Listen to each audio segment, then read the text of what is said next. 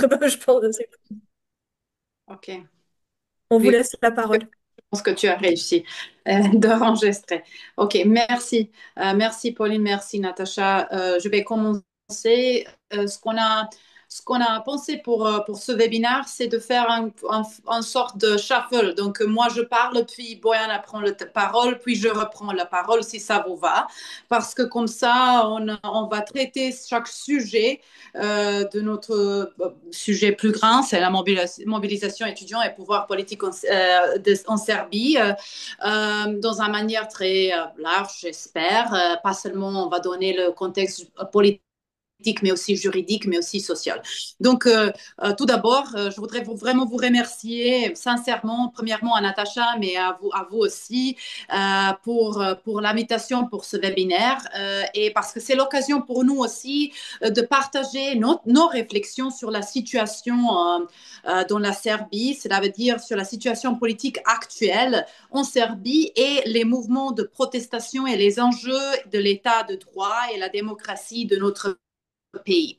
Donc, Natacha a déjà annoncé, mais Boyana et moi, nous travaillons à la fac de droit de l'Université de Belgrade. Nous sommes tous les deux les enseignants à la fac de droit. Boyana enseigne droit public et moi, j'enseigne droit de l'Union européenne, mais aussi droit public international. Et nous avons tous deux obtenu notre doctorat à l'Université de Belgrade. Donc, c'est notre, on peut dire, alma mater.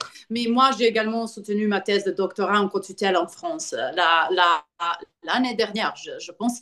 Et c'est pourquoi si nous faisons des fautes en français, il faut nous excuser parce qu'il fait longtemps que j'ai parlé français, je pense, dès la soutenance de la thèse. Donc, je vais demander Natacha ou Pauline si on parle quelque chose en anglais de traduire pour les gens qui ne comprennent pas. Mais je pense que s'il y a des mots ou des expressions en anglais, c'est plus facile de dire. Donc, je voudrais aussi vous dire que donc notre implication dans ce thème là, dans ce sujet et de sujet de cette présentation, on peut dire, de webinaire, c'est pas uniquement académique, mais c'est aussi, on peut dire, implication personnelle et civique. Et ce que Pauline a mentionné, et Natacha au début, elle a mentionné les autres manifestations dans l'histoire de la Serbie et de Yougoslavie.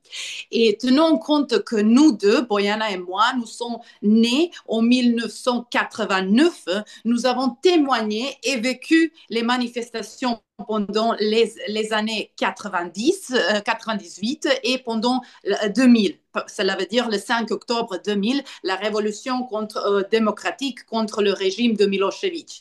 Donc, je me souviens très bien de cette partie de ma vie parce que j'ai eu 2 ans. Mais on va parler de ça plus tard. Et merci, Pauline, pour cette introduction concernant le régime qui a cessé. On pense qu'il a cessé d'exister, mais on ne sait pas encore. Donc, en tant que membre de la communauté universitaire, nous avons aussi soutenu les étudiantes, d'entre nos étudiantes et l'étudiante de l'Université de Belgrade.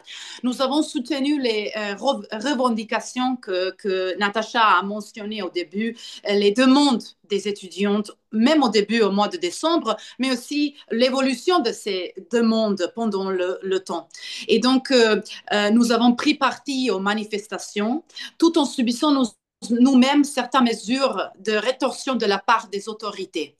Donc, il faut vraiment souligner que nous, membres de l'Académie, nous avons vraiment subi de rétorsions et des conséquences de gouvernement serbe. Pour ma part aussi, j'ai également participé en tant que membre d'un groupe de médiation et négociation entre l'Université de Belgrade et les étudiants en blocage. Donc, pour moi, ça, c'est aussi une expérience très importante.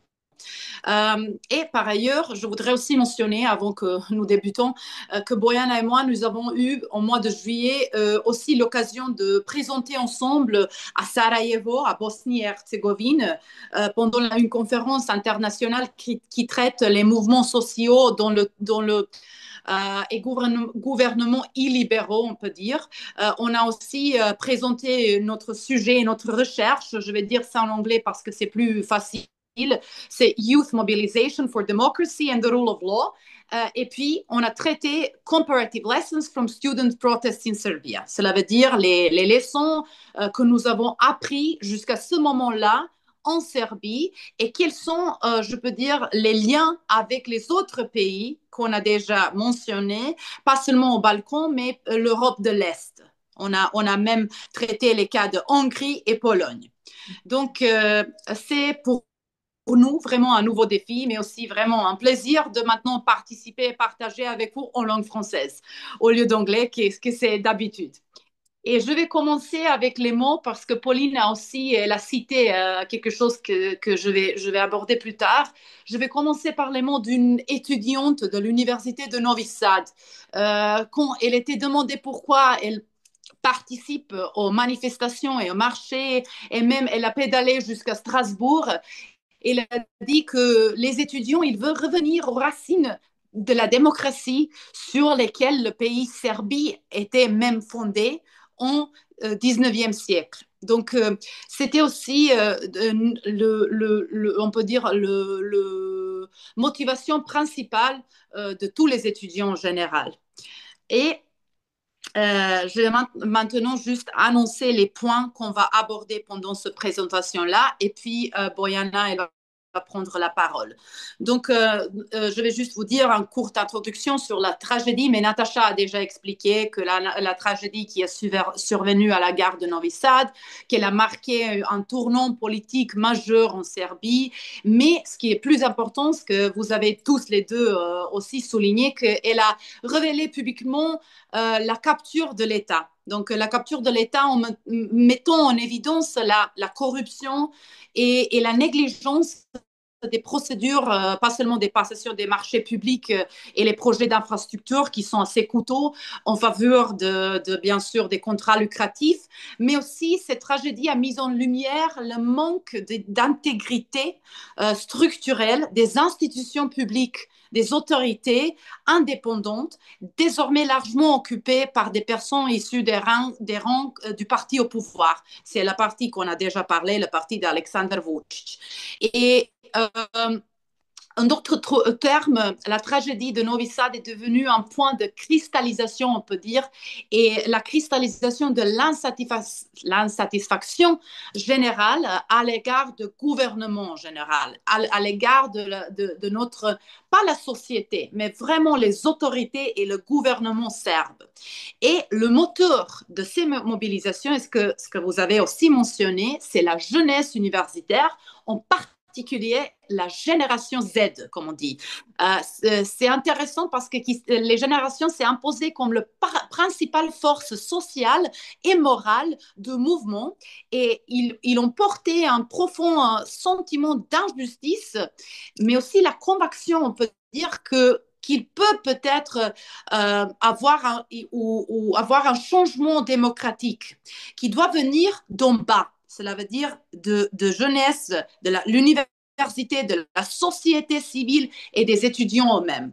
Et donc maintenant, on va parler, Boyana va prendre la parole, elle va juste expliquer la chronologie des manifestations et des blocages, et puis le rôle des étudiants et d'université. Et moi, je reprends pour parler sur le contexte politique et social, où je vais aussi traiter le déclin de la démocratie et de l'état de droit, ce qu'on a déjà mentionné, et la réaction de l'État serbe, mais aussi des médias serbes, ce qui est aussi assez intéressant. Et puis après, on passe sur l'analyse du monde académique et le changement démocratique. Et puis, ce que j'ai vu et ce qui est aussi, je peux dire, assez important à mentionner, c'est on va aussi traiter la réponse de l'Union européenne et le fait que la réponse était insuffisante. Donc, c'est pas que c'est notre opinion, mais c'était l'opinion des étudiantes aussi, mais aussi de la société civile et l'opposition. Et finalement, on va juste traiter aussi la situation actuelle. Donc, je vais donner maintenant la parole à Boyana et je vous remercie encore une fois. Et Boyana.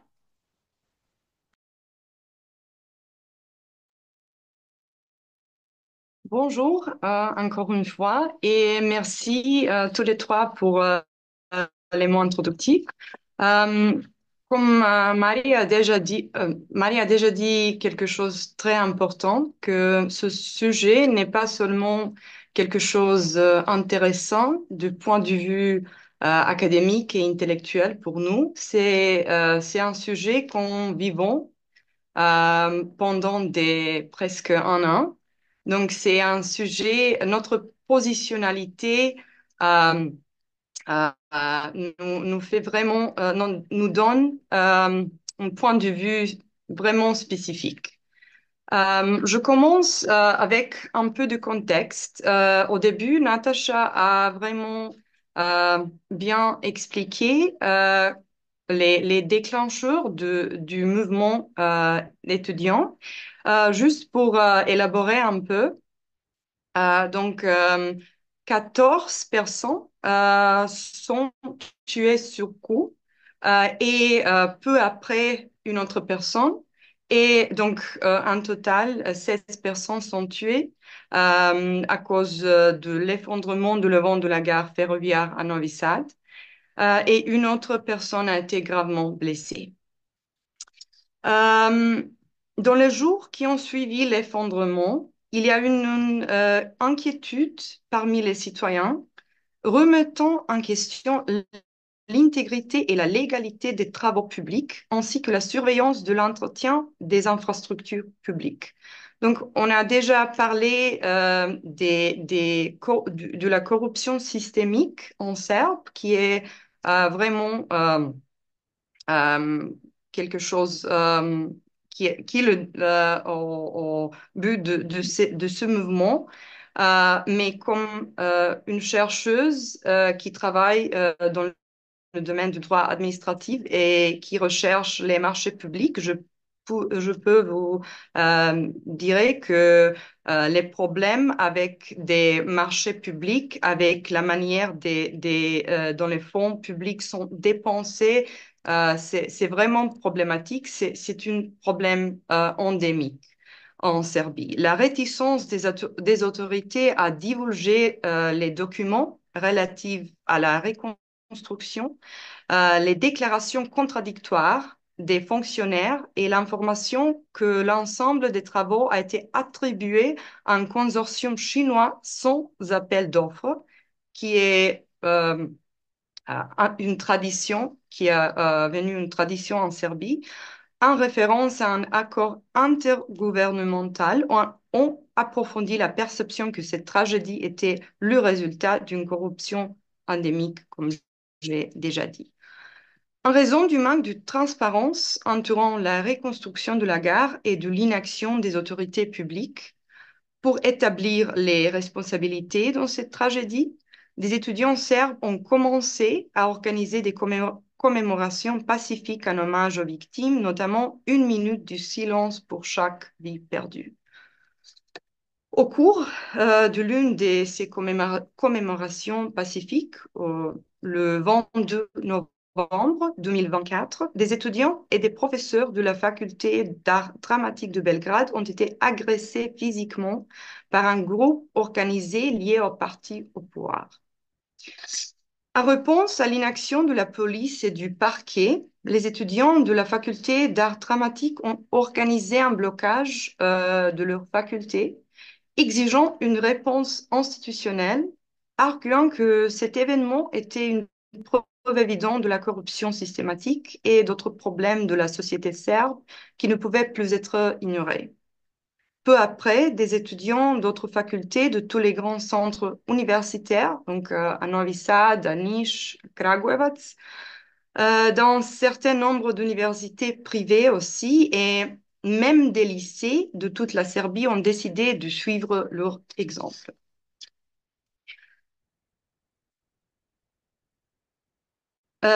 Natacha a mentionné les demandes d'étudiants qui ont vraiment évolué, mais les demandes initiales ont été ce quatre demandes. Donc, la publication de la documentation complète concernant la reconstruction de la gare ferroviaire de Novi Sad, la confirmation de l'identité de toutes les personnes raisonnablement soupçonnées d'avoir agressé physiquement des étudiants et des professeurs et engagement de poursuites pénales à leur encontre.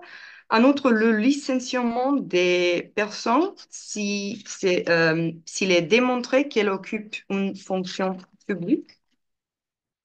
Le retrait des accusations pénales contre les étudiants arrêtés et détenus pendant les manifestations, ainsi que la suspension des procédures pénales déjà engagées et finalement l'augmentation de 20% des crédits budgétaires alloués aux établissements d'enseignement supérieur public.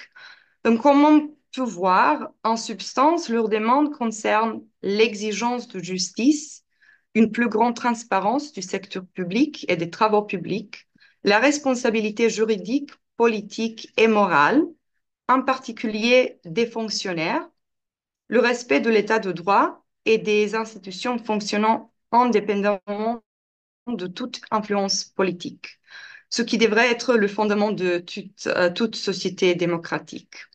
En plus, avec la quatrième demande, ils ont mis en lumière la dégradation complète de l'enseignement supérieur et l'importance des universités en tant que berceau de la pensée critique dans la société. Euh, Ces quatre demandes ont évolué et un peu après, je parlerai un peu de la politisation des demandes des étudiants. Euh, donc, les étudiants ont été à l'avant-garde de ce mouvement anticorruption et les universités ont été l'épicentre. Cependant, ils ont rapidement obtenu le soutien d'autres groupes de la société, comme par exemple les agriculteurs, les acteurs, tous les gens travaillant dans le domaine de la culture, etc. Et le mécontentement s'est propagé à l'ensemble de la population. Selon les informations fournies par le ministère de l'Intérieur, 21 649 manifestations ont eu lieu entre le 1er novembre 2024 et le 1er septembre 2025. Donc, c'est pas possible de vous parler en détail de chaque manifestation entre le 1er novembre et le 1er septembre 2025. Mais je vais juste mentionner quelques dates plus importantes dans cette période. Euh, les manifestations impliquent toute une palette de formes d'action, entre autres les rassemblements massifs, les blocages routiers prolongés, randonnées à travers la Serbie, blocage du siège de la télévision publique, qui ont gravement perturbé sa programmation, courses cyclistes et courses de relais à Strasbourg et à Bruxelles, afin de sensibiliser l'opinion publique à la situation en Serbie et d'exhorter les institutions et les dirigeants européens à faire preuve de compréhension et de soutien qui a, comme on a déjà parlé, manqué et qui est considéré insuffisant. Euh, les événements particulièrement pertinents comprennent le 28 juin le 28 janvier 2025, quand le Premier ministre Miloš Vučević a présenté sa démission. Et je pense que Maria en parlera plus en détail un peu plus tard sur ce sujet.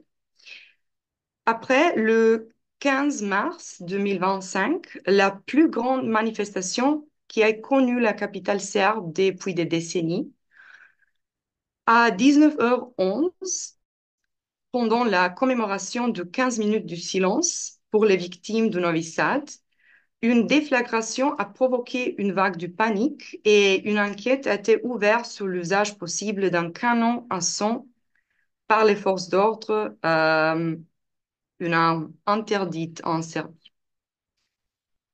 Un autre date qui est vraiment important pour comprendre l'évolution des manifestations et oui, ce mouvement. Et le 28 juin 2025, euh, un rassemblement massif nommé Rendez-vous à Vidovdan a été organisé par les étudiants. 140 000 personnes rassemblent à Belgrade et ce fut un moment crucial après lequel les étudiants ont lancé un ultimatum pour la tenue d'élections législatives anticipées et ils ont donné un feu vert aux citoyens pour s'organiser un peu plus. Et malheureusement, de ce moment-là, à partir de ce moment, les manifestations ont pris une tournure violente.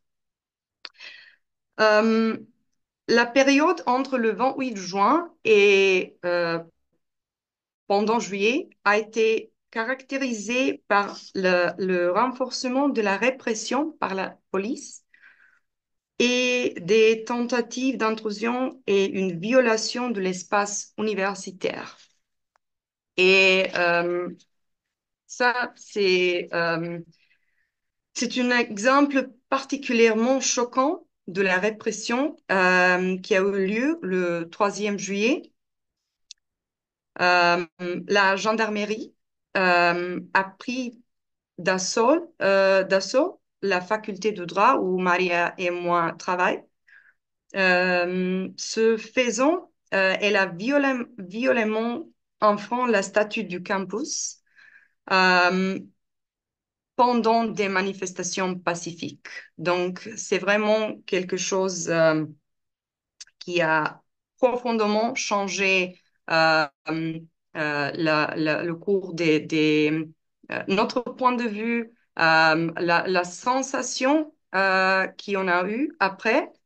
Donc, les manifestations ont rendu beaucoup plus violentes de ce moment-là et on n'a pas pu imaginer quelque chose comme ça. Et à partir du 28 juin, on a commencé avec la désobéissance civile plus répandue. Euh, et les citoyens et les citoyennes se sont organisés utilisant un outil ou un instrument qui a déjà existé, mais qui n'était pas utilisé avant. Ça s'appelle l'Assemblée citoyenne, ou Zbor, ou Zborovi, qui est une forme ou un instrument de la démocratie directe pour organiser des actions oui, à côté des actions, pour complémenter les actions organisées par des étudiants. Et ici, on peut voir quelques photos des plusieurs actions organisées par des étudiants, mais aussi des Zborovi. Il y avait aussi des manifestations et des jours pacifiques quand euh,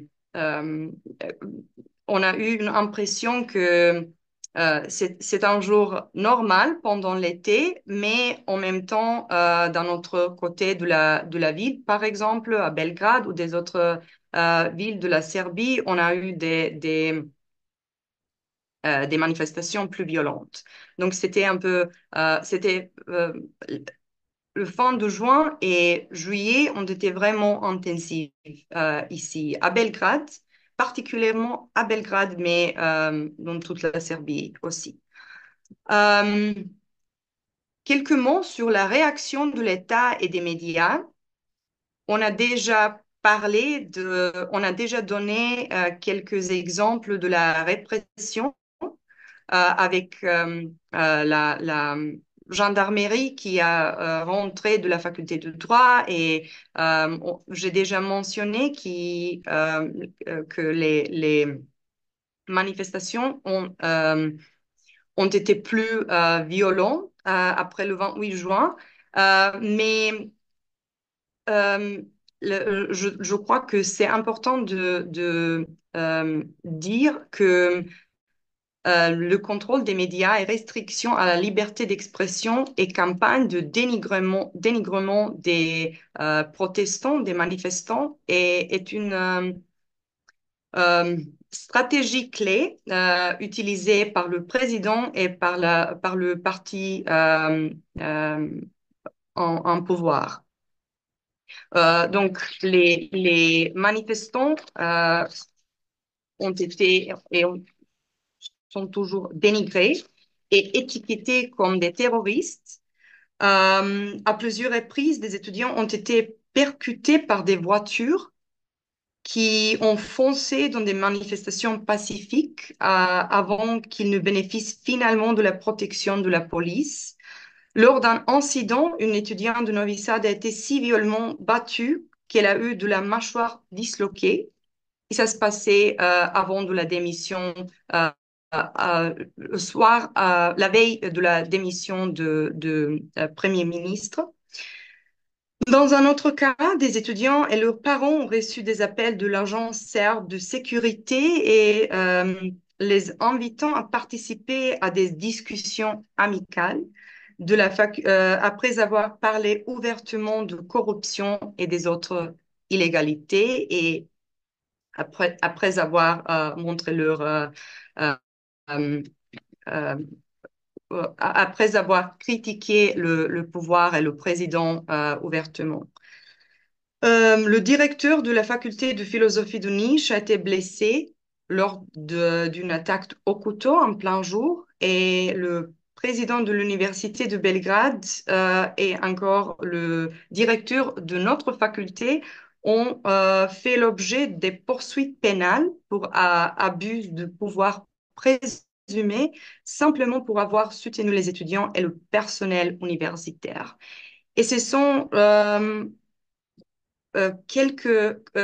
là que quelques exemples de prix élevés payés par les étudiants, mais en même temps les professeurs et les autres citoyens qui s'expriment ouvertement.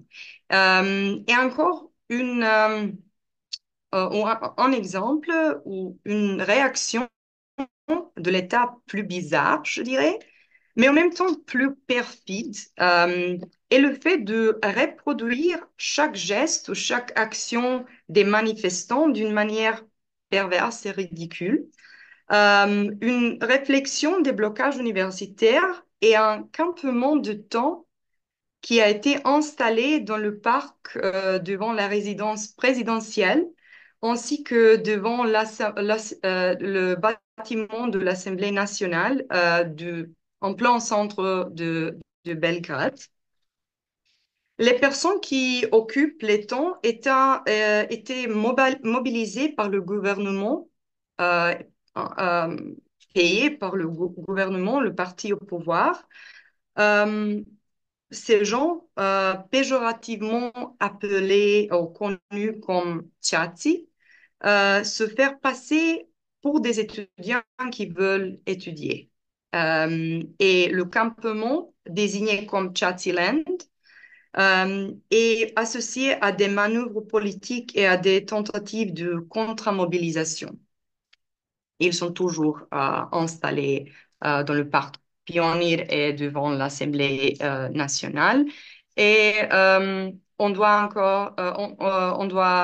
encore mentionner les interventions policières sélectives et des menaces juridiques qui sont toujours présentes euh, euh, dans notre vie quotidienne. Et maintenant, je donne le mot à Maria qui vous explique, qui explique un peu le contexte politique et social de tout ce qui a passé.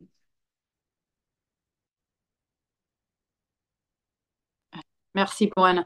Peut-être que vous avez vu au milieu de slide que Boyan a montré.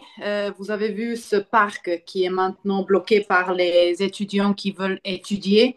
Et on va parler sur ces contre-mouvements de gouvernement plus tard encore, parce que c'est vraiment, on peut dire, un cas, comme Brian a expliqué, assez bizarre, euh, spécialement tenant compte que les gens, les étudiants de l'université qui sont en blocade, qui sont en blocage, sont définis comme les étudiants qui ne veulent pas étudier. Donc, ça, ce que le gouvernement a donné la définition. Donc, tous les étudiants qui sont en blocade, qui manifestent chaque jour, ils sont les étudiants qui ne veulent pas étudier et qui veulent détruire l'université et la Serbie, on peut dire, par rapport à la culture et l'éducation. Mais pour vraiment expliquer ça et pour on peut comprendre mieux, il faut juste se plonger un peu en histoire, ce que ça veut dire, ce que Pauline a déjà mentionné, elle est plus, on peut dire, en cours avec le régime de Milosevic, mais elle a mentionné ça aussi, c'est pourquoi ces manifestations, après un quart de siècle, après 25 ans, donc les manifestations qui s'écoulent maintenant de la Serbie depuis près un quart de siècle sont les plus grandes manifestations depuis l'année 2000. Et on peut dire que les rues de Belgrade, de mois de novembre 2024, ont devenu au nouveau, j'ai lu ça, je pense que j'ai lu sur un site français, ils ont dit que les rues de Belgrade sont à nouveau les théâtres de grands rassemblements organisés par une nouvelle génération de manifestations. Donc, c'est la première fois de l'année 2000, mais ce sont les plus grands. Mais il y avait beaucoup plus de 2000 jusqu'à 2025. Et quand on parle de régime de Milosevic, mais très court, on parle des années, bien sûr, des sanctions, d'autocratie, embargo, des incertitudes politiques, mais aussi économiques. Et durant la crise yougoslave et durant la crise de la République Serbie, donc même la coopération avec, par exemple, l'Union européenne n'existait pas plus, mais pas. Et en fait, on peut dire même que la désintégration de la Yougoslavie peut être considérée comme l'antipode absolu de l'intégration européenne pendant les années 90 et pendant les années 2000. Donc, parce que l'Union a devenu de plus en plus solide, a devenu vraiment une Union européenne, et par contre, la Yougoslavie était désintégrée complètement. Et donc, au début des années 2000, le retour à l'Europe et on peut dire aux valeurs européennes, pas les valeurs de l'Union européenne, mais les valeurs du continent européen, ça impliquait principalement, on peut dire, l'établissement de nouveau, réétablissement de la démocratie au sein plein de termes. Cela veut dire la démocratie, mais aussi de l'état de droit. Et quand on parle de l'état de droit, on parle de l'état de droit dans un sens substantiel, pas l'état de droit dans un sens formel. Et aussi, ensuite, ça exigeait beaucoup de réformes, mais des réformes extrêmement complexes que les pays de l'Europe de l'Est ont déjà fait et les pays de Balkans. Ce sont les réformes à tous les niveaux de fonctionnement de l'État. Et ce défi a été décrit, et je me souviens, j'écrivais ça pour mon thèse doctorale, et ils ont écrit par un sociologue allemand, Klaus Hofe, qui l'a nommé les réformes, il a défini ça comme le problème de la simultanéité. Cela veut dire on devait faire tout ça en même temps. Et chaque aspect de l'État et de la société doit subir des réformes fondamentales simultanément, tout en faisant face à une rareté des ressources. On n'a pas des ressources politiques, économiques. Comme ça, c'était le cas, pas seulement en Serbie, mais aussi en Bosnie, en Macédoine du Nord, en Albanie, etc. Et puis après, 10 ans, ou on peut dire après 12 ans, d'une pause assez douloureuse pour nous, cela veut dire la pause de régime de Milosevic, on a recommencé la transition. Mais cette transition était une transition bloquée. Cela veut dire on a eu une perspective européenne qui était ouverte au début de 2000 pour tous les Balkans occidentaux, mais on devait changer le régime.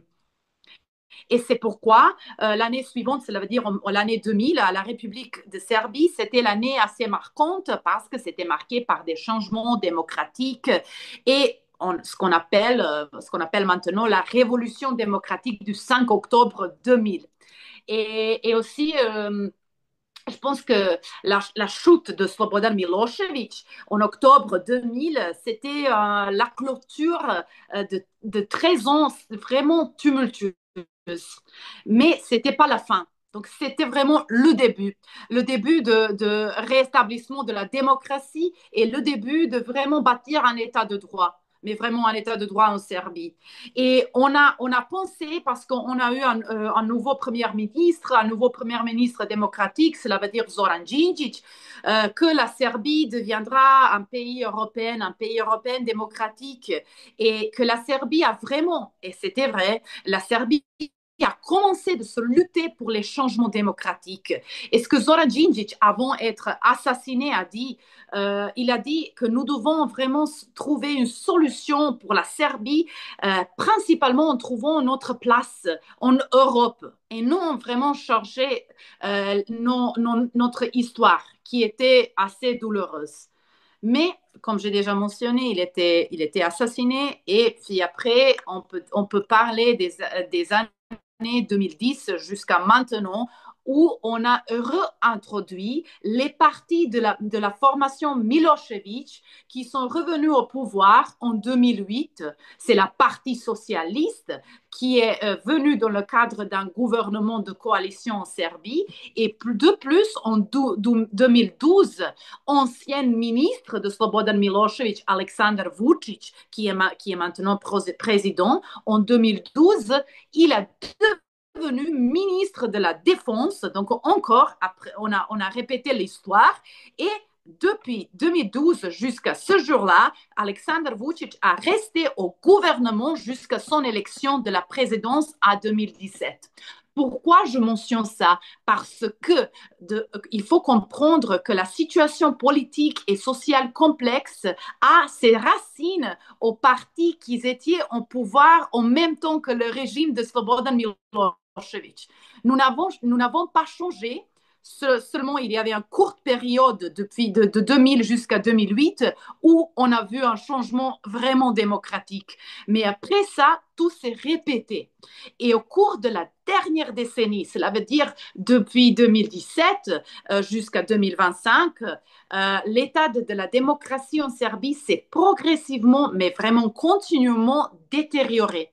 Cela veut dire que le processus démocratique n'est pas seulement imparfait, mais maintenant, c'est vraiment, on peut même discuter si c'est une procédure et si on a un système, on peut dire, démocratique ou quasi-démocratique en Serbie.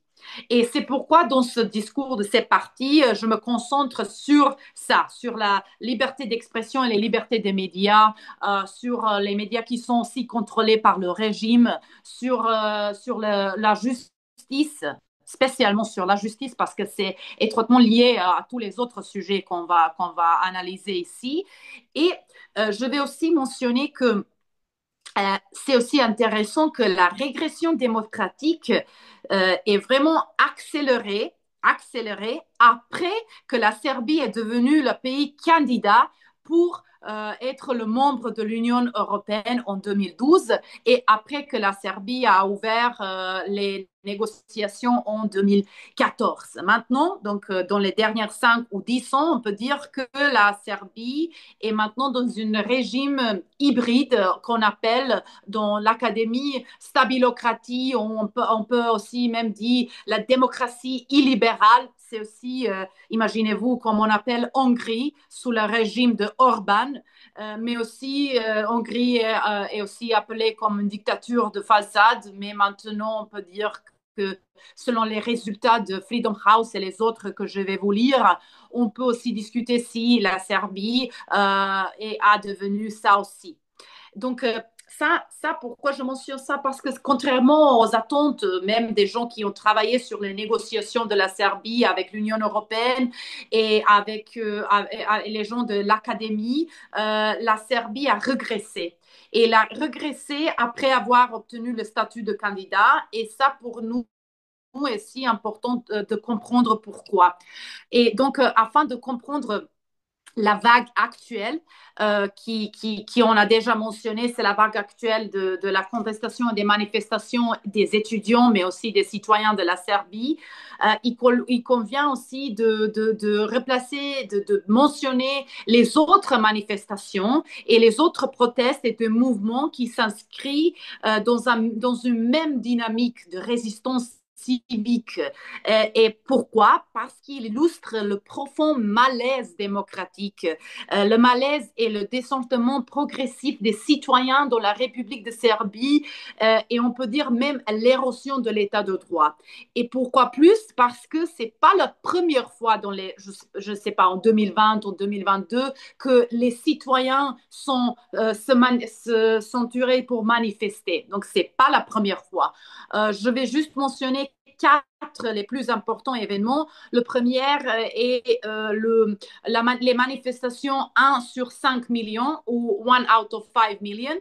Ça a débuté en 2018 et les manifestations dites 1 sur 5 millions ont constitué l'un des plus importants mouvements de contestation citoyenne en Serbie depuis la chute du régime Slobodan Milošević, et parce que ça c'était avant les manifestations des étudiants. C'est pourquoi il était, on peut dire, les déclencheurs pour les protestes nouveaux. Et ils ont protestes nouvelles. Ils ont débuté à la fin de l'année 2018 à la suite d'une agression violente d'une leader, on peut dire l'opposition. Et ils ont rapidement transformé en un mouvement national contre l'autoritarisme croissant du président Aleksandar Vučić et son parti au pouvoir, le Parti progressiste serbe. Et les manifestations ont réclamé des élections bien sûr libres et équitables, et aussi la liberté des médias et la fin de la violence politique qui est vraiment présente dans la Serbie, ainsi que la responsabilité des institutions publiques. Mais ce qu'il était le problème avec ce type de manifestation, il était initialement bénéficié d'un large soutien populaire, mais il y avait une absence de structure politique claire. Cela veut dire une absence qu'on peut dire même aujourd'hui. On peut observer, c'est une absence de l'opposition. Et il y avait beaucoup de divisions internes de l'opposition. Donc, le deuxième que je peux mentionner, c'est la Serbie contre la violence. Et c'est la réaction aussi des gens et des citoyens, comme c'était une réaction très forte aux deux attaques de 3 mai, mais aussi de 5 mai 2023, qui étaient commis en école élémentaire Vladislav Ribnikar en Serbie, où un garçon de 13 ans a tué 17 collègues, on peut dire, dans l'école. Et il y avait des dizaines de milliers de Serbes qui ont manifesté pendant les semaines, pas seulement à Belgrade, mais des autres villes en Serbie, en accusant l'État d'entraîner une atmosphère de violence dans le pays.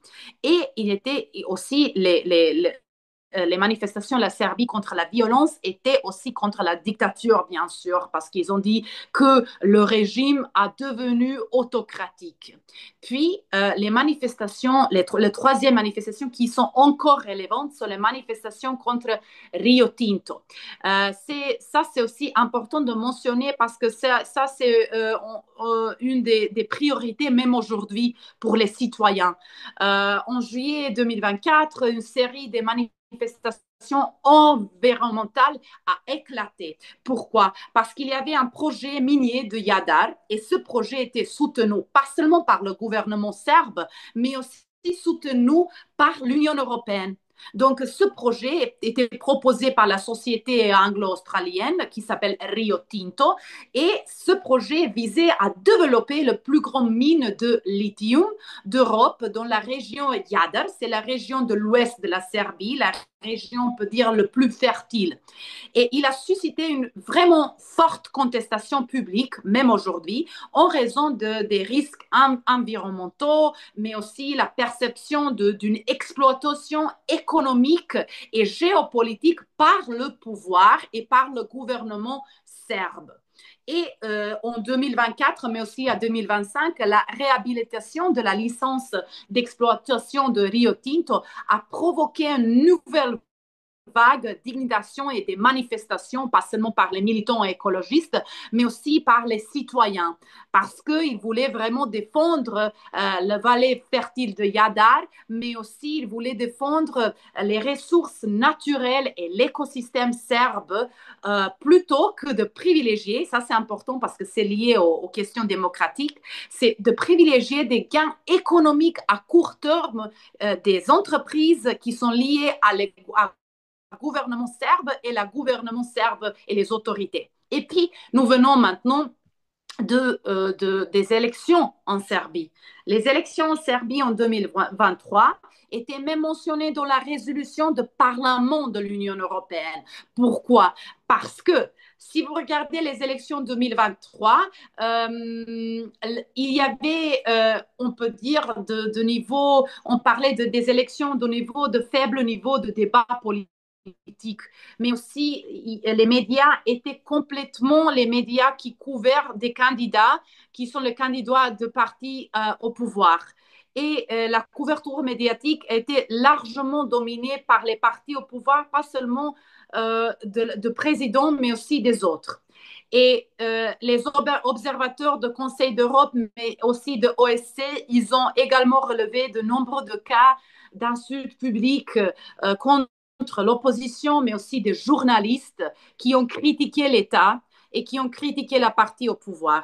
Et dans la résolution que j'ai mentionnée, ils ont dit que même ce scrutin se déroulait sans heurts apparente, il y avait vraiment l'application incohérente des garanties et des libertés, de droit de vote, des fréquentes situations de surpopulation dans le bureau de vote, des violations de secrets de vote, et ainsi que nombreux cas de vote, mais aussi ils ont trouvé les cas où les gens étaient payés pour voter. Donc, ce sont les 4 événements dans les dernières 5 ans qu'on peut dire qui étaient aussi les déclencheurs d'incitation des citoyens en Serbie.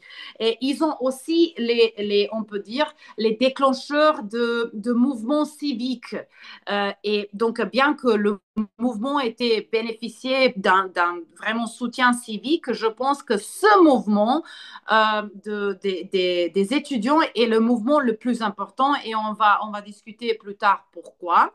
Je vais juste mentionner en quelques mots parce que je regarde le temps maintenant et c'est 5h15. Je vais juste mentionner comment le déclin de démocratie en Serbie, mais aussi le recul de l'état de droit est mentionné dans les rapports des acteurs internationaux. Et comment dire les acteurs internationaux, pourquoi ils sont importants? Pas parce que la Serbie est le candidat pour être membre de l'Union européenne, parce que le premier but de la politique étrangère de la Serbie, c'est d'être le membre de l'Union européenne. Même le président Vučić, quand il parle que le premier but stratégique de la Serbie, c'est de devenir le membre de l'Union européenne.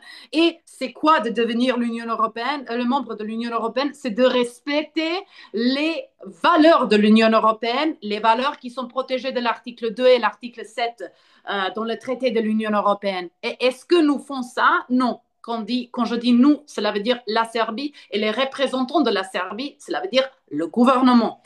Donc, afin vraiment de mieux apprendre, comprendre la profondeur de la crise politique, il est essentiel d'examiner ce déclin, le déclin progressif qui est même décrit dans les rapports.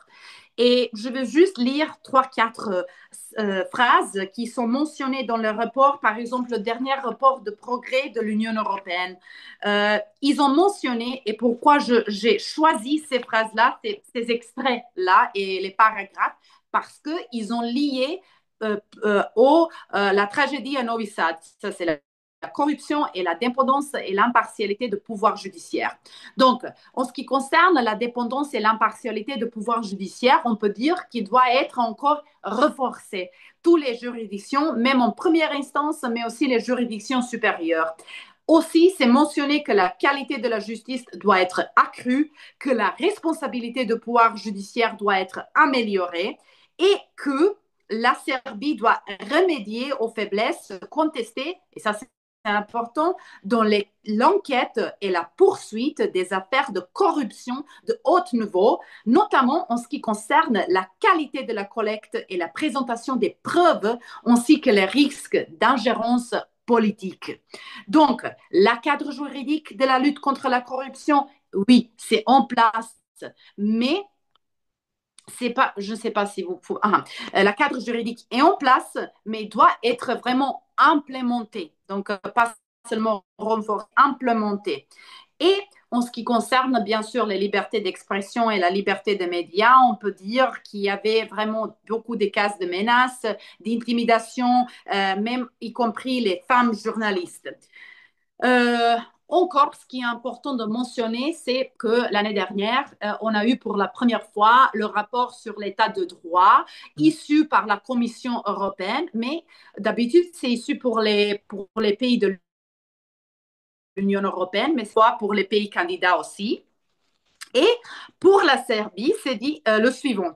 Donc, je voudrais aussi souligner que ce rapport a été publié à un moment politique particulièrement sensible, mais que ce rapport reflète l'état des institutions démocratiques et que la Commission européenne a reconnu qu'il y a les pressions politiques sur pas seulement la magistrature, mais la justice et les services de parquet et aussi qu'il y avait le manque de transparence des procédures quand on parle de la corruption, mais aussi quand on parle de haut conseil judiciaire et le travail de haut conseil de parquet. À juste titre, ce que je voulais vous dire, et je reviens au début, donc l'effondrement de toit de la gare de Novi Sad est vraiment un événement qui a déclenché des vastes manifestations qui sont aussi constatés dans les rapports de la Commission européenne et dans les rapports de l'État de droit. Pour la fin, et puis je redonne la parole à Boyana, je voudrais aussi mentionner que sur le dernier rapport des nations en transit en 2024, le Freedom House a aussi constaté que maintenant la Serbie est devenue un régime hybride. Cela veut dire un régime hybride, mais on voit autocratie. Donc, ce n'est pas maintenant seulement la stabilocratie qu'on peut dire, mais un régime qui l'incline sur autocratisation. Et cela veut dire que il dépasse le niveau de politisation attendu, mais aussi il est effectivement capturé par les partis au pouvoir. Et dans le cas de Serbie, c'est un seul parti au pouvoir, la partie progressiste, la partie de président Vucic. Et la Serbie est citée comme un exemple de dégradation durable des libertés. Et on va parler un peu sur les libertés beaucoup plus tard. Je voudrais aussi mentionner, si Boyana me juste dire, c'est quand on parle de la liberté des médias, elle a mentionné ça aussi. Euh, il y avait des médias qui sont vraiment proches au gouvernement et au parti au pouvoir. Et même, on dit, le Freedom House a aussi dit qu'il a souligné que les autorités ont utilisé le contrôle pour favoriser les médias proches au gouvernement, mais aussi pour contrôler, ça c'est mon commentaire, de contrôler le discours public. Et cette dynamique était également manifestée lors des blocages universitaires et lors des blocages des étudiants, au cours duquel les étudiants étaient publiquement exposés et stigmatisés. Donc, les médias qui étaient contrôlés ou proches du gouvernement ont diffusé les informations ou même des photographes et les informations personnelles des manifestants, des étudiants, contribuant à une campagne d'intimidation et diffamation, en particulier sur rencontre des étudiants. Et un exemple emblématique, c'est un exemple de Nikolina Sinjelic, qui était une étudiante à la faculté des sciences, elle est encore étudiante à la faculté des sciences politiques à Belgrade, qui participait aux manifestations au mois de août en 2025 et elle était brutalisée par les policiers là-bas et elle avait dénoncé des actes de brutalité policière lors des manifestations de août, mais à la suite de son témoignage public, elle était publiquement humiliée et ses photos étaient prises alors qu'elle était mineure et il était diffusé en direct sur la chaîne de la télévision proche du gouvernement Informer pendant lequel il y avait même des membres de gouvernement qui ont participé dans cette émission aussi. Donc cet épisode illustre vraiment d'une manière, on peut dire, frappante l'instrumentalisation des médias et afin de répression politique contre les étudiants et même contre les jeunes femmes étudiantes engagées dans les contestations de la démocratie. Et je vais cesser ici, je me vraiment excuse, j'ai pris beaucoup de temps et je redonne la parole à Boyana. Alors, si je peux me permettre, juste, on laisse une dizaine de minutes encore Ah, bien sûr. pour exposer et après, on laisse la parole pour échanger aussi. Et je pense que de toute façon, on pourra revenir sur tout ce que vous avez dit et compléter. Vous pourrez aussi avoir tout le loisir de compléter pour la suite. Merci. D'accord, d'accord.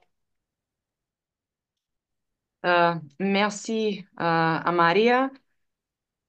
C'était pas facile d'entendre tout ça, même si je connais toutes ces informations, mais c'est toujours très dur de l'entendre comme, comme entière. Il y a vraiment euh, beaucoup de répression et beaucoup de manières de le faire.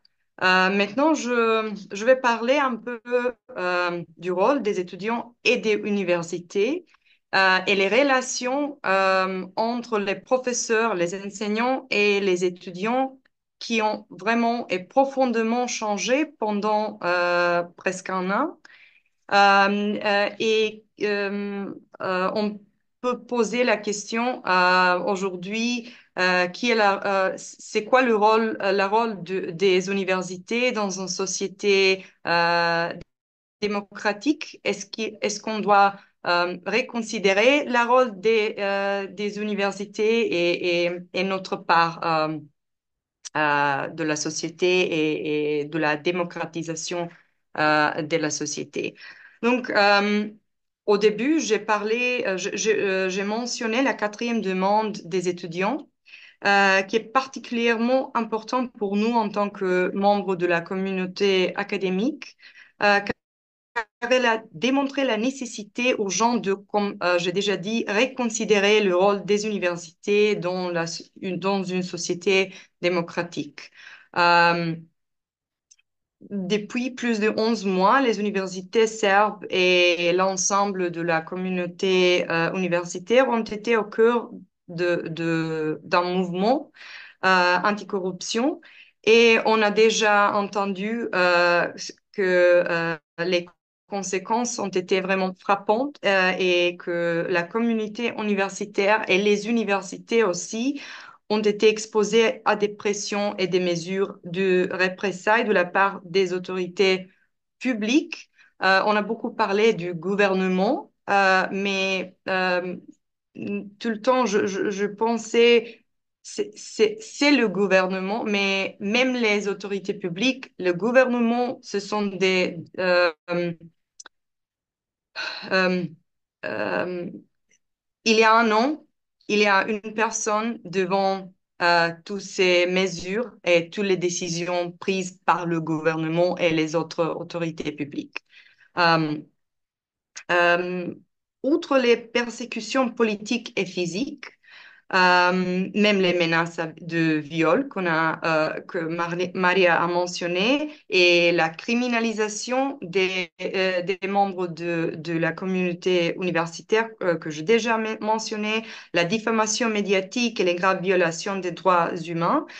Euh, les mesures de représailles menacent également la stabilité financière des universités et l'indépendance organisationnelle en tant que l'intégrité des établissements d'enseignement supérieur en Serbie.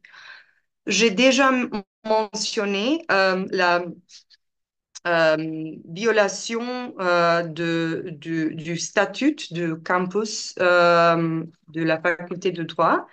Maintenant, je vais mentionner un autre cas violation de l'autonomie universitaire financière. Donc, les manifestations étudiants ont servi c'est mon opinion, qu'ils ont servi de prétexte pour prendre des mesures restrictives supplémentaires à l'encontre du berceau de la pensée critique. Et c'est un processus qui a des racines plus profondes.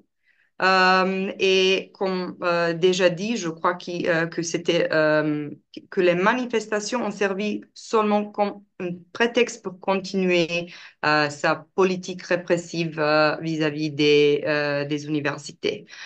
En mars 2025, donc presque au début des manifestations, le gouvernement s'est adopté le décret modifiant le règlement relatif aux normes et standards applicables aux conditions de travail dans les universités et facultés pour les activités financées par le budget de l'État, qui est plus connu comme le décret 535.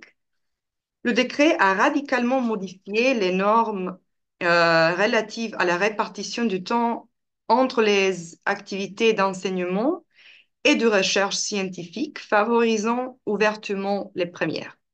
Concrètement, le temps alloué aux activités d'enseignement est passé de 20 à 35 heures par semaine, tandis que le temps consacré à la recherche scientifique ou le travail artistique a été réduit de 20 à seulement 5 heures par semaine. En conséquence, la modification de cette ratio a une incidence sur le calcul du salaire, de notre salaire, du salaire du personnel enseignant, de sorte que le travail scientifique ne représente plus que 12,5% du calcul du salaire, tandis que l'enseignement en représente 87,5%. Étant donné que l'adoption du décret a coïncidé avec des blocages et avec les blocages universitaires et les suspensions effectives des cours et des examens à raison des blocages universitaires, les membres de la communauté universitaire ont subi un coup dur sur le plan économique puisqu'ils ont finalement perçu que 12,5% de leur salaire normal pour le peu de recherche qu'ils étaient censés mener. Et je dois mentionner qu'on a contesté ce décret devant le cour constitutionnel, certes, mais le décret est toujours en vigueur. Donc, on va voir ce qui va passer après le 1er novembre si on continue avec l'année académique nouvelle ou pas. Oui, il faut mentionner que le décret est toujours en vigueur. On a parlé beaucoup plus des exemples de la répression et des exemples vraiment noirs des manifestations. Mais il y a aussi beaucoup des choses vraiment jolies qui ont passé pendant ces 11 mois, qui ont transformé la vie quotidienne aux universités en Serbie et la vie quotidienne dans notre faculté aussi. Je crois que les relations entre professeurs et étudiants sont vraiment changées, créant un front de solidarité et de soutien mutuel. Et ce mouvement a effacé une partie de la hiérarchie entre les professeurs et les étudiants. On a devenu plus proches et il y a un sens d'une vraie communauté dans les facultés. Et euh, même sans les cours et les examens prévus par le programme, l'ambiance et les activités étant très animées, donc la vie a continué dans des bâtiments qui font part de l'université de Belgrade et des autres universités.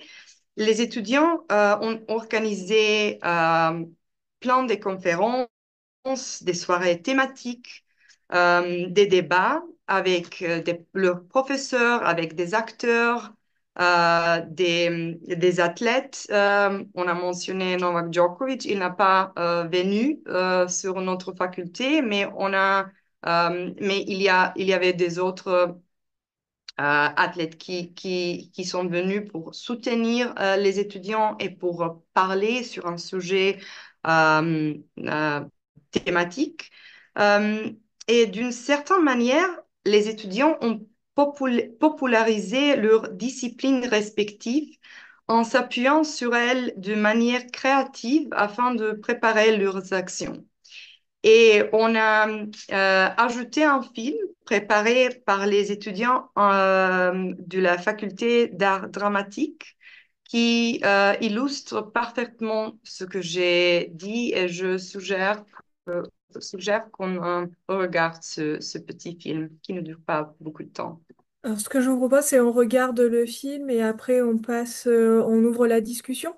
Oui, Ça vous va? oui, oui, ça va, Super. ça va. C'est juste 3 minutes. Oui, oui, il n'y a pas de souci, pas de souci.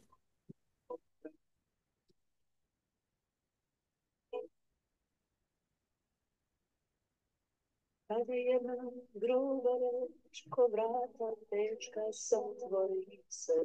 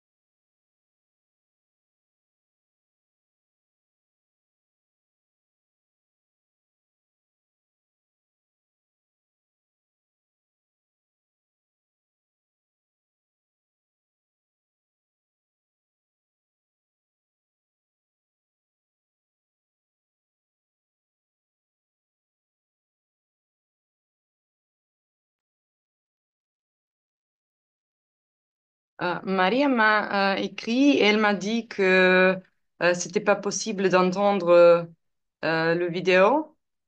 Oh, je suis désolée. On ne l'a pas Je entendu, sais mais pas on pourquoi. regardera sur YouTube.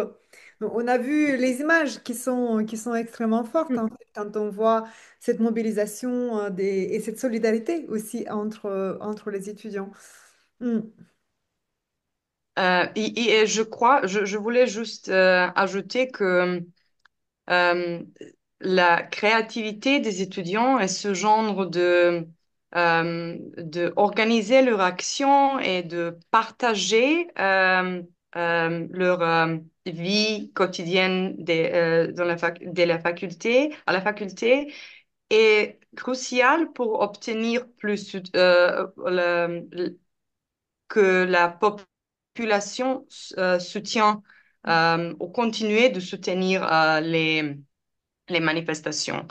Donc, c'est crucial pour la mobilisation populaire, je dirais. Merci beaucoup. C'était passionnant. Les liens qui se tissent en ce moment entre les enseignants et les étudiants, c'est vraiment quelque chose d'impressionnant. Et cette solidarité qu'il peut y avoir entre vous, justement pour ensuite mobiliser le reste de la population, c'est vraiment extrêmement important. Peut-être que vous savez, en France, l'université ne va pas forcément non plus très très bien pour d'autres raisons. Et c'est vrai que je sais pas ce que tu en penses, Natacha, mais j'ai pas le même sentiment de solidarité entre les enseignants et les étudiants. Et certes, nous ne sommes pas du tout dans le même contexte, mais je trouve ça particulièrement intéressant et vraiment émouvant. En fait, cette solidarité et ce travail que vous faites ensemble, c'est vraiment impressionnant. Vraiment bravo.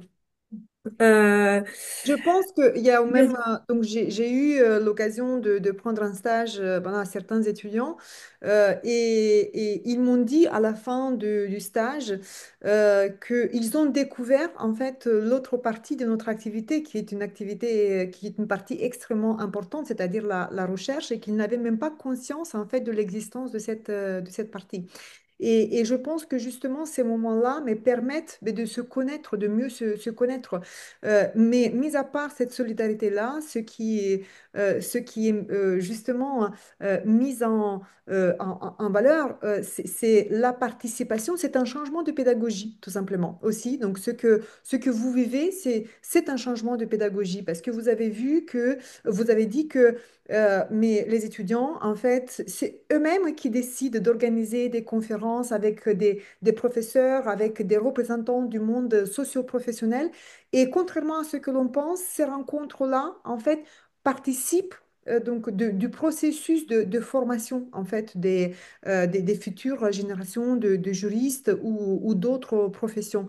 Et peut-être c'est ça aussi en fait, c'est ce qui manque parce que surtout avec, vous avez utilisé ce mot génération Z. C'est que mais peut-être voilà, juste les cours magistraux, peut-être c'est aussi, il faut changer de méthode de formation, de diversifier aussi notre pédagogie afin d'inclure les jeunes générations qui veulent être, faire partie des décideurs de leur parcours, de leur formation, de leur avenir, etc. Et donc, je pense que ça, c'est vraiment très, très intéressant ce point-là que vous avez soulevé. Mm. Tout à fait. Et, Et je voulais juste dire, je ne sais pas si Marie pense le même, mais ma impression c'est que les étudiants de notre faculté s'intéressent beaucoup plus du droit et notre sujet qu'avant. Parce qu'ils ont besoin le droit constitutionnel, la connaissance du droit pénal, etc., pour organiser leurs actions. Donc, c'est devenu un Pour peu savoir plus... en fait quelles sont les valeurs, donc comment est-ce qu'elles sont réglementées, de quelle manière le pouvoir fonctionne, justement pour savoir comment, pourquoi est-ce qu'on peut le contester.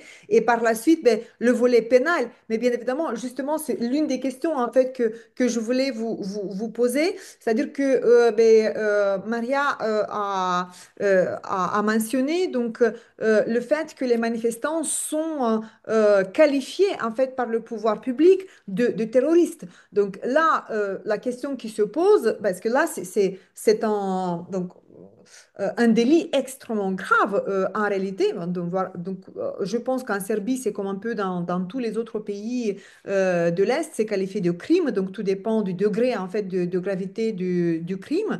Mais la question qui se pose, est-ce que là, c'est une qualification politique, juste voilà, à des buts de communication pour faire peur, pour ben, décourager aussi donc les autres de joindre le mouvement, ou alors donc on se dirige carrément vers une qualification juridique, parce que là, si on se dirige vers une qualification juridique, là, on est sur des questions en fait de condamnation pénale. Et là, c'est extrêmement grave. Donc voilà, c'est cette question-là que je voulais vous poser. Ah oui, on peut dire que ça a une base politique, bien sûr, parce que quand il y avait des manifestations, spécialement manifestations et protestes en mois de juillet et août 2025, toutes les personnes qui ont été arrêtées, ils ont été suspendus pour le, pas seulement le crime comme le terrorisme, mais aussi les crimes contre l'ordre constitutionnel serbe. Et ça, c'est aussi un grave crime. Donc, c'est pas seulement la participation aux manifestations ou la participation où la sécurité était en danger, mais ça, c'est le crime qui était qualifié plus grave. Et ça aussi a une, on peut dire, base assez politique parce que nous savons que seulement les gens qui ont participé dans les manifestations, on peut dire pas contre le gouvernement, mais même manifestations où il y a le soutien pour les demandes des étudiants ou contre, par exemple, le déclin de la démocratie ou contre l'occupation de la radio-télévision de Serbie. Et ils ont été accusés pour ça et ils ont été tous arrêtés et menés en détention. Cela veut dire qu'il n'y avait pas la chance d'être libérés. Ils ont tous été en détention parce que le juge a dit qu'ils sont le menace pour la sécurité publique. Donc ça a, on peut dire, une grave conséquence quand on parle de la base ou motivation politique de tout ça. Et puis, non, il y a un mois ou mois comme moi, où les changements, les amendements de notre loi pénale, ils ont été annoncés, où c'est annoncé par le ministère de Justice qu'on va changer le loi, où on va criminaliser les blocades. Ça veut dire s'il y avait des manifestations, même si les manifestations sont tranquilles, cela veut dire qu'il n'y a pas de brutalité ou sont les manifestations dans l'espace public, on peut dire que ça sera criminalisé, même s'il n'y a pas, si ça ne représente pas la menace pour la vie ni pour la propriété de notre ville ou des personnes. Et ça aussi montre, on peut dire, l'idée de pouvoir de partis ou de personnes au gouvernement qui voulaient vraiment diminuer l'influence des blocades qui sont, on peut dire, comme les Anglais disent, peaceful blockades. Ça c'était même en Serbie aussi. Mais ils voulaient changer même la loi de arrêter même les blocades qui sont comme ça pendant les derniers 10 mois. D'accord. Oui. Donc là, on est vraiment sur de la qualification pénale. Enfin, oui, vraiment qualifié de terroriste, ce qui on peut faire le lien avec quand il parle de révolution de couleur, terrorisme, agent de l'étranger. On voit facilement les liens euh, qui peuvent être faits. Moi, j'avais une question, parce que vous l'avez pas évoqué, cet acteur institutionnel, enfin, et politique qui me semble important en Serbie. Euh, Comment réagit l'Église dans tout ça? Quelle est sa place? Alors, de ce que j'avais suivi, c'était au début de des manifestations, il y avait une place parfois ambiguë, suivant haut clergé, bas clergé, la fac de théologie. Ils n'avaient pas tous les mêmes, tout le monde n'avait pas les mêmes positions. Donc, est-ce que vous pouvez nous expliquer qu'il en est, enfin les évolutions, comment ça se passe avec le clergé et avec l'Église orthodoxe? Bah oui, on peut dire que l'Église orthodoxe, euh, au début, l'Église était vivement critiquée pour sa prise de position vraiment très modérée et vraiment conciliante vis-à-vis le gouvernement. Et même le patriarche, il a déclaré qu'il ne pouvait pas, il ne pouvait pas donner, on peut dire, il ne pouvait pas choisir entre les deux, mais plus tard, même le patriarche et l'Église, ils ont appelé les étudiants à retourner en classe, à retourner aux universités, ce qui était perçu comme une reprise de position alignée avec la position de gouvernement et des autorités serbes. Cela veut dire de cesser les protestes et des manifestations. Et puis, quand il y avait même, parce que les étudiants de la faculté, comment on dit la faculté où on étudie la religion, j'ai oublié, Théologie, la théologie. faculté de théologie. À la faculté de théologie, il y avait vraiment des étudiants qui ont participé aux manifestations et tout ça. Et même l'Église a demandé de cesser à manifester et de continuer à aller à la faculté. Et à l'Église orthodoxe, cela veut dire à vraiment critiquer plus tard les étudiants qui ont participé aux protestes au mois de juillet et août. Mais bien sûr qu'il y a des exemples, on peut dire des exemples contraires, où il y a des, des, des représentants de l'Église qui soutiennent les étudiants, qui soutiennent la jeunesse quand même. Mais la plupart, cela veut dire même le patriarche et l'Église orthodoxe, ils ont la position, on peut dire, vraiment silencieuse et plus modérée, cela veut dire conciliante vis-à-vis notre gouvernement, comme l'Union européenne. Et même le patriarche a utilisé cette notion de révolution colorée. Et oui, merci Boana. Il a utilisé quand il a visité Vladimir Poutine il y a pas, je sais pas, 2, 3 mois ou 5 mois, il a eu une visite officielle à Vladimir Poutine et Vladimir Poutine a demandé ce qui se passe en Serbie maintenant, actuellement, et il a dit, ah, vous savez, ce qui se passe là-bas, c'est la révolution colorée en Serbie, mais on attend que les gens les choses vont se changer et tout ça. Donc, il a vraiment utilisé ces mots, ce que Boyan a mentionné, et ce que notre président et le gouvernement répètent tout le temps, ce que Pauline a aussi dit. Donc, la révolution colorée ou la révolution qui était incitée par les agents étrangers. Soros surtout, donc parce que là, ils font, voilà, ils font référence. Donc, moi, j'ai une question. Oui, Grégoire, on va vous donner la parole. Donc, effectivement, si vous avez des questions. Je voulais juste savoir, donc, est-ce que depuis le début, parce que bon, ça va faire presque un an, est-ce que il y a un régime d'exception, état d'urgence ou quelque chose qui a été mis en place, ou par exemple, des couvre-feux pour interdire de sortir le soir. Donc, c'est-à-dire que c'est une manière ben, justement de contrôler ben, voilà, les initiatives. Et si, voilà, si ça n'a pas été fait, pourquoi, pensez-vous? Et donc, il y a aussi donc, une question qui se pose, parce que pour l'instant, on ne voit pas d'issue, tout simplement. Donc, on voit que chacun campe, en fait, et dans son camp et que on ne cherche pas trop de solutions tout simplement pour essayer de remédier à tout ça. Quelle pourrait être l'issue? Est-ce que le seul issue c'est de dissoudre l'Assemblée nationale et donc le Parlement pour organiser de nouvelles élections, pour avoir un nouveau gouvernement ou la destitution, la démission du président? Donc, parce que bon, comme en France on en parle beaucoup, ben, c'est un peu à la mode en Europe pour des raisons différentes, mais c'est un peu à la mode là.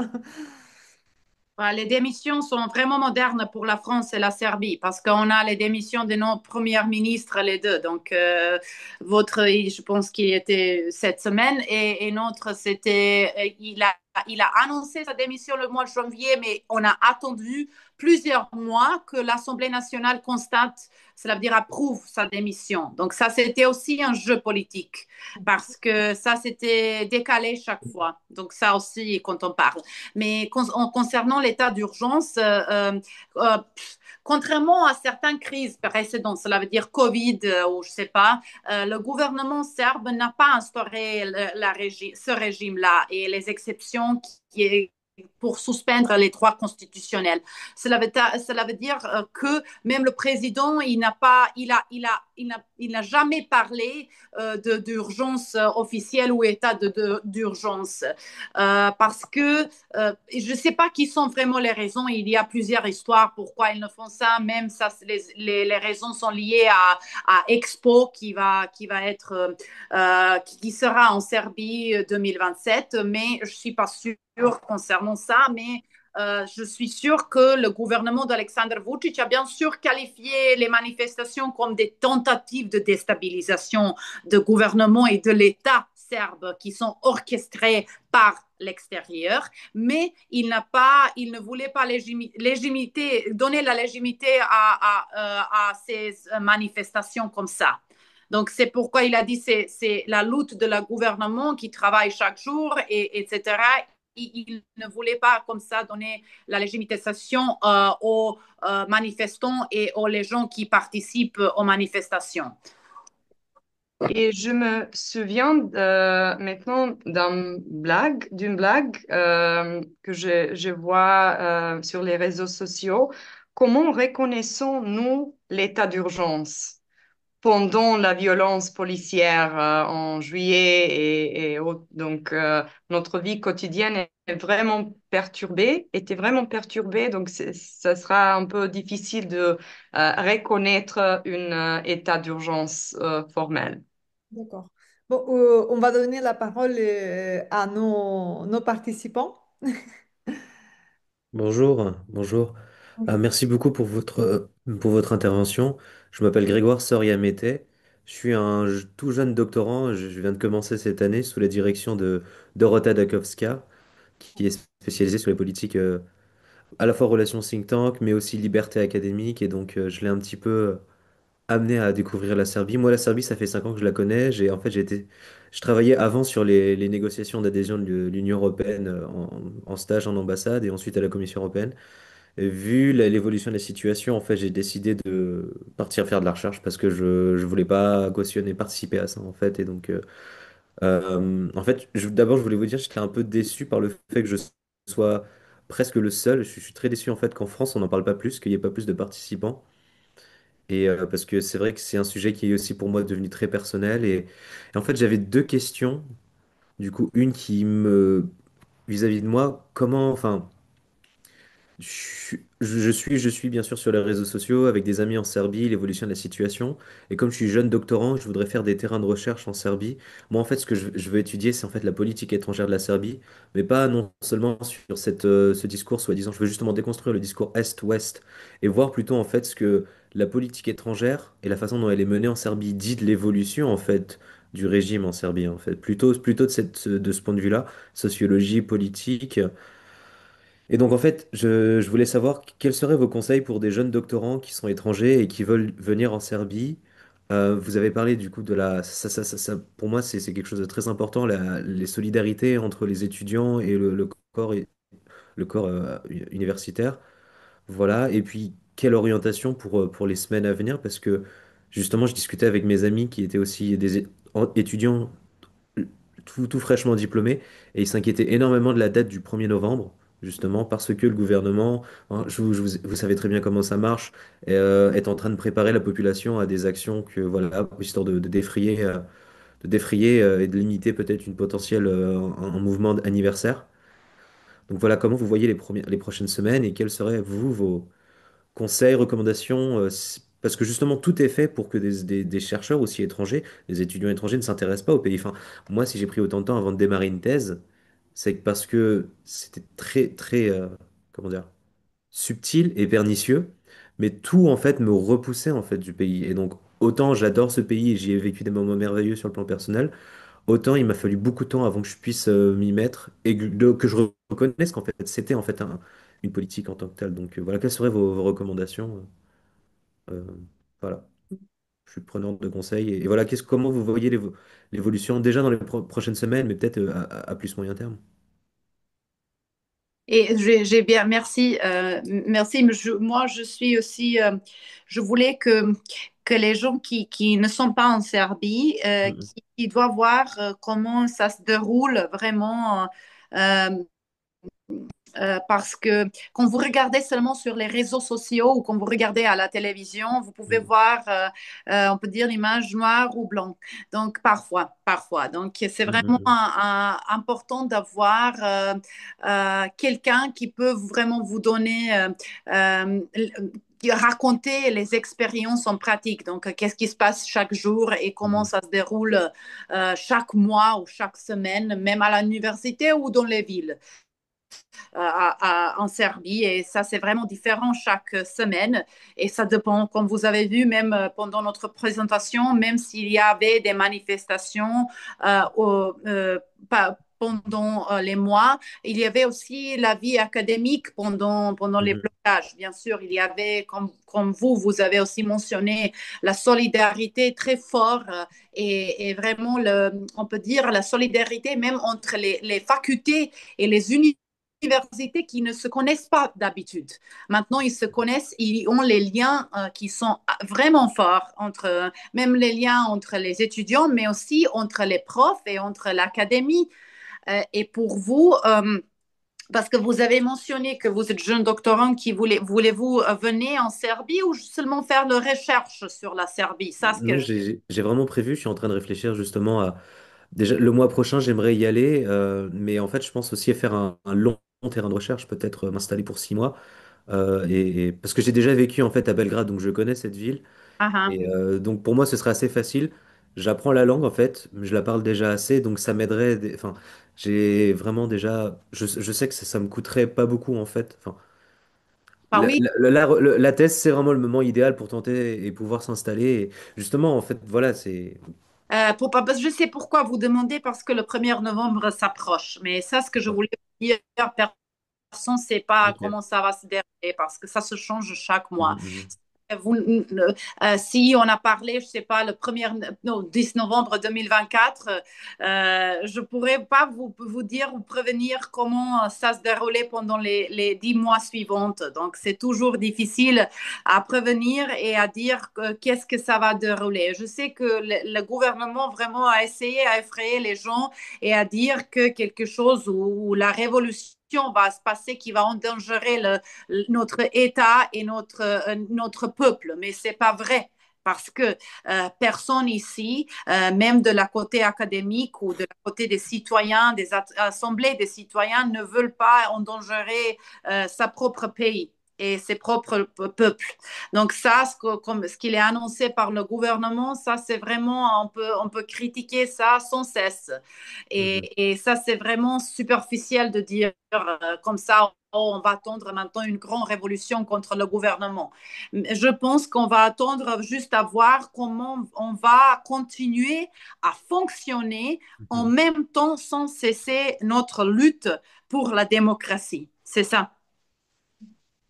Et je voulais juste ajouter quelque chose très court. Merci Grégoire pour votre intérêt et soutien. Et je vais vous retourner la question.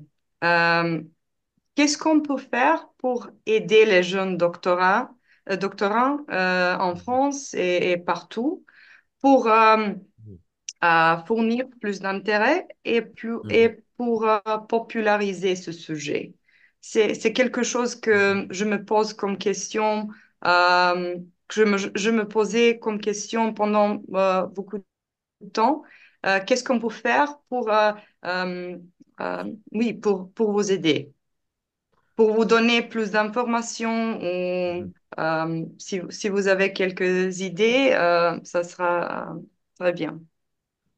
Euh, en fait, je pense que je vais peut-être donner des infos, mais je pense aussi, euh, Madame Soulier, Pauline, je pense que vous auriez aussi, je pense, déjà peut-être des réponses à ce sujet-là, comme vous avez déjà terminé votre thèse et vous avez travaillé sur la Serbie. Mais moi, c'est vrai que au moment où j'en suis, moi, c'est vrai que je cherche des points de contact. Par exemple, je me suis inscrit à, je sais que l'université de Social Theory, ils organisent un cours en ligne avec l'université centre-européenne. Donc moi, je m'inscris parce que du coup, je suis avec plein de chercheurs, d'étudiants serbes et ukrainiens pour discuter justement des changements sociaux.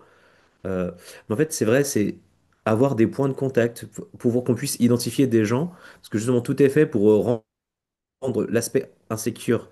Et du coup, je me dirais peut-être ce qui serait intéressant, c'est de dire, si vous êtes étudiant étranger, si vous vous intéressez à la Serbie, voici le point de contact. On sera très heureux de venir discuter avec vous.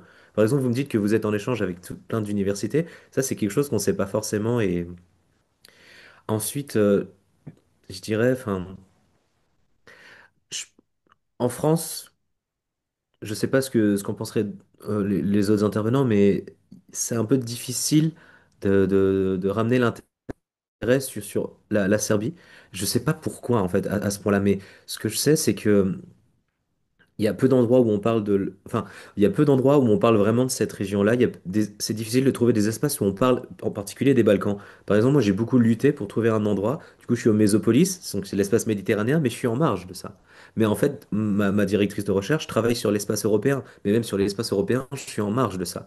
Donc là, c'est un problème plus académique en tant que tel. C'est la place, en fait, des espaces de l'étude de la région des Balkans et aussi l'autre problème, c'est de voir ça vraiment juste comme les Balkans tout seul, comme si c'est un, enfin, un lieu particulier, alors qu'en fait, dès qu'on décloisonne la recherche et qu'on fait beaucoup plus de comparatisme, je pense que c'est des axes de recherche dans ce sens-là à adopter. C'est pour ça que, par exemple, le cours organisé par la faculté de théorie sociale, elle est très intéressante parce qu'elle décloisonne en mettant en parallèle les évolutions sociales en Ukraine avec les Balkans et mettre ça en perspective vis-à-vis de l'intégration européenne.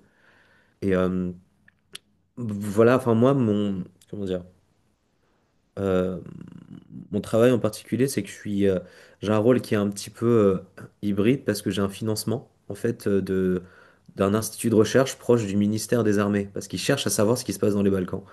Et donc en fait, moi de mon côté, j'ai vraiment une expérience personnelle des Balkans, mais du coup, j'ai aussi une ouverture sur ces acteurs qui en fait ont une connaissance, mais vraiment, enfin, c'est connaissance même pas superficielle de cette région-là. Et donc moi, de mon côté, en fait, je fais juste enfin, je vais être amené à faire pendant ma thèse un travail de vulgarisation vis-à-vis de ces gens. Et je considère en fait pour moi, en tant que personne, je me trouve un peu au milieu de tout ça parce que à la fois j'ai des amis étudiants, mais en même temps, je commence à travailler comme chercheur. Je me trouve un peu au milieu de tous ces environnements-là. Et nous, en tant que personnes qui connaissent la Serbie, mais qui voient l'événement de loin, je sais pas, je trouve que c'est une responsabilité de notre part, en fait, d'en parler. Et parfois c'est difficile parce qu'il n'y a pas beaucoup d'espace et on n'en parle pas beaucoup. Donc voilà, je sais pas si j'ai pas vraiment donné de solution, de piste de recherche, mais voilà moi en tant que chercheur où j'en suis. Et moi j'en parle à tous mes étudiants, je dois être insupportable là-dessus, je pense, avec mes collègues chercheurs, mais ils sont aussi intéressés en fait, dès qu'on leur pose la question. C'est juste on parlait tous les jours à mes collègues, ma directrice de recherche aussi, enfin voilà. Mais avoir Mhm. déjà des points de contact en Serbie, c'est super important, ça, vraiment. Effectivement, c'est vrai qu'en France, on n'en parle pas beaucoup. J'ai eu le même problème lorsque j'ai fait ma thèse. Déjà, pourquoi la Serbie? Je pense que ça a été, Mm. et en plus la Biélorussie. Alors pourquoi la Serbie et la Biélorussie? C'est vraiment des choses que j'ai entendues euh, pendant toute ma thèse et même encore après. Euh, je pense qu'effectivement, c'est notre travail, nous, de chercheurs qui connaissons cette région, d'en parler. D'où l'organisation aussi de ce webinaire. Grégoire, je vous conseille aussi de jeter un œil à la revue Lettres de l'Est, qui est portée par Natacha, où je pense que vous allez trouver aussi des chercheurs, des noms de chercheurs, des contacts qui peuvent être très intéressants. Vous aviez avant Feu Est Europa, qui peut aussi vous intéresser. N'hésitez pas à revenir vers moi aussi sur les réseaux. Il me semble que Ça sur les marche. réseaux, on est connecté. Oui, Je pourrais vous donner des gens à l'Université de Bordeaux aussi. Il y a l'Université de Bordeaux, des choses sont en train de se préparer et des choses de très grande ampleur. ok. Je ne peux pas en parler comme ça parce qu'il y a une sorte de secret et tout ça, donc je ne peux pas en parler facilement, mais je pourrais vous donner des contacts. Et aussi, et je ne peux pas plus m'étendre non plus sur le sujet, je peux vous dire que le Quai d'Orsay s'intéresse particulièrement à cette région. puisque j'ai été contactée par eux Ok. euh, pour la Bosnie-Herzégovine, mais aussi pour l'ensemble de ce travail. Donc, en fait, je- les médias n'en parlent pas, c'est sûr, parce qu'aussi, il y a des liens commerciaux qu'il ne faut pas oublier et pas Mhm. négliger. Notre président de la République apparemment est très ami avec Alexander Vučić. Mhm. Bon, ce qui fait aussi qu'il y a une difficulté à en parler. On sait que des avions, des Rafales, il me semble, ont été vendus à la Serbie. C'est difficile de Ouais. mettre en avant ce qui se Mhm. passe en Serbie quand derrière on veut conclure des contrats d'armement qui, en plus, pour ma part, enfin, je pense que ces contrats d'armement euh, sont vraiment préjudiciables Mhm. pour les manifestations en ce moment. Et ça, je trouve que la France lance un très mauvais signal envers les manifestants par rapport à ça et en maintenant ces contrats d'armement. Euh, donc voilà, il y a des choses qui sont faites. Mhm. Oui, en parler, je suis d'accord. C'est même du harcèlement envers les étudiants, à Ouais. toujours leur en parler de ce qui se passe régulièrement. Il se passe ci, il se passe ça, en parler autour de nous. Euh, mais c'est vrai que il y a aussi une mauvaise image, je pense, généralement, des Balkans, qui est en France parce qu'on a gardé beaucoup ces images aussi de la guerre. Et pour beaucoup de gens, il se passe, moi c'est ce que je vois autour de moi. Bon, maintenant, les gens commencent un petit peu à avoir l'habitude que je parle des Balkans, donc se rendre compte qu'il s'est passé beaucoup de choses depuis la fin de la Mhm. guerre. Et c'est vrai que pour beaucoup de gens, les Balkans sont toujours en guerre. Donc des manifestations, finalement, qu'est-ce que c'est de plus Mhm. que ce qui se passe d'habitude? C'est- il y a aussi ce travail d'essayer de faire connaître autre chose des Balkans et de l'Europe centrale orientale de façon générale. Mhm. Et pour ça, parce que c'est vrai que je ne l'ai pas encore mentionné, euh, il y a quelqu'un qui a fait un gros travail et qui est très important, moi, dans ma vie universitaire, c'est Philippe Claret, qui a fait énormément ce travail avec, avant lui, Slobodan Milačić. Mais Philippe Claret, voilà, a fait vraiment ce travail à l'université de Bordeaux. S'il y a eu aussi autant de personnes qui se sont intéressées aux Balkans, à commencer par moi, c'est parce que l'université de Bordeaux a été une des premières à mettre en place des cours sur les systèmes, ça s'appelait système politique des PECO, et on avait un focus sur les Balkans. Et Et par Pauline, juste pour ajouter, parce que je viens d'avoir une réunion avec l'Université de Bordeaux, parce que ah, parfait. nous sommes en train de créer un master, un joint master, donc Alors, l'Université de Belgrade, Sofia oui, et Roumanie, donc Cluj, avec l'Université de Bordeaux. oui, On va traiter tous ces aspects que vous avez mentionnés. Donc, on va traiter même les aspects de sécurité, mais aussi les aspects des relations internationales, aussi la politique étrangère, les droits de l'homme, mais aussi la gouvernance comparative. Quand on parle de l'Union oui, européenne par rapport aux pays des Balkans, etc. Donc, vous avez mentionné M. Claret, mais aussi tous les autres collègues oui. Hugo Flavier, etc., qui vont participer à ce joint master avec Belgrade et Bordeaux. Et j'espère, parce qu'on a déjà reçu le Erasmus programme, donc on va voir comment ça va se dérouler dans les années, dans le futur proche, on peut dire. Alors, c'était de ça dont je parlais. Je ne savais pas Ouais, à quelle c'était ça mesure l'info je peux qu'il en fallait pas dire. parler parce que voilà, je sais que c'est en Ok. construction, donc je peux pas. Et je suis Ok. à côté du projet. Je ne suis pas intégrée directement puisque moi, je suis que Moi, voilà. parce que je suis à côté de l'administration, mais aussi de côté académique. Donc, je suis heureuse que vous êtes aussi Voilà. intégré de la manière qu'on peut continuer cela. Est-ce que, juste une question pour vous, est-ce que vous me permettez une phrase juste pour conclure par rapport à tout ce que vous avez dit? Parce que vous avez mentionné pourquoi les gens n'entendent plus sur le fait de la Serbie. C'est aussi parce que euh, je ne pense pas que le cas de la Serbie est un cas isolé. Et la crise Mhm. démocratique en Serbie s'inscrit vraiment, quand on parle même aujourd'hui, dans une tendance qui existe même dans l'Union européenne. Cela veut dire dans une tendance plus large qui est caractérisée par la montée des régimes illibéraux et des pratiques autoritaires qui existent même dans l'Union européenne et à l'extérieur. j'ai déjà mentionné l'Hongrie, la Pologne, mais ils ne sont pas les seuls. Et ce qui est à jouer aujourd'hui à Belgrade, pas aujourd'hui, mais dernières 10 mois, 11 mois, dépasse le cadre national.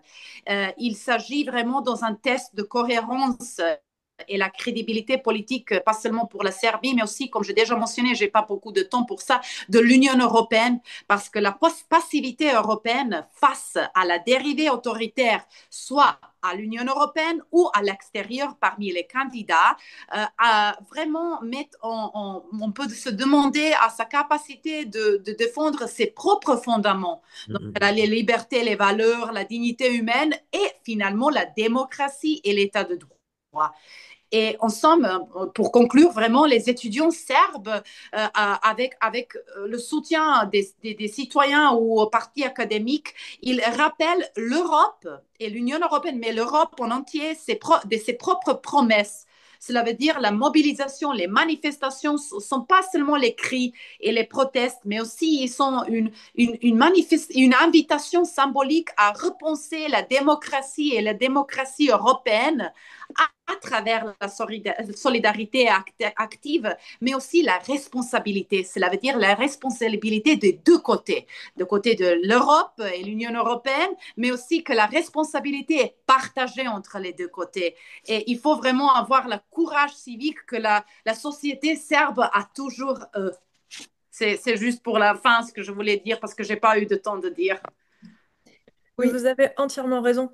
Je serais ravie de, par la suite, continuer à discuter de ça avec vous parce que moi, c'est une de mes hypothèses de recherche, justement, que l'Union européenne est responsable aussi de ce qui se passe dans ces régimes qui sont de moins en moins démocratiques. Enfin, alors moi, je parle beaucoup de Y démocratie compris illégale. avec des demandes de réforme, en fait, Mhm. qui sont faites par l'Union européenne. Donc, que ce soit, ben là, je pense notamment aux procédures de vetting, donc, qui ont eu lieu en Albanie et qui est en train, en fait, d'être menées en Moldavie et à Mhm. travers lesquelles on réussit de facto à établir un contrôle politique sur les systèmes judiciaires. Et donc ça, c'est extrêmement Mhm. préjudiciable à l'état de droit. C'est-à-dire qu'en fait, on mène des réformes pour sauver l'état de droit tout en le mettant entre parenthèses et même en le fragilisant.